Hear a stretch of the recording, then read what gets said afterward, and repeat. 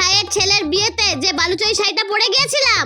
হ্যাঁ, আপনি যেটা বলেছিলেন ভালো করে লুকিয়ে রাখতে, সেটা ভালো করে লুকিয়ে রেখেছো তো? হ্যাঁ মা, ওটাকে আমি এমন জায়গায় লুকিয়ে রেখেছি কেউ কোনোদিন খুঁজে পাবে না। তোমার শিল কাকিমা বলে আমার অমন সুন্দর দামি শাড়িটা পরে নেমন্তন্ন বাড়ি যাবে, আমি দেবো কেন? ওকে বলো আমি বাড়িতে নেই।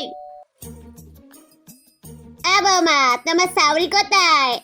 মা তো দরজার পিছনে দাঁড়িয়ে আছে, বলতে বললে মা বাড়িতে নেই। ঠিক বলেছি তো মা।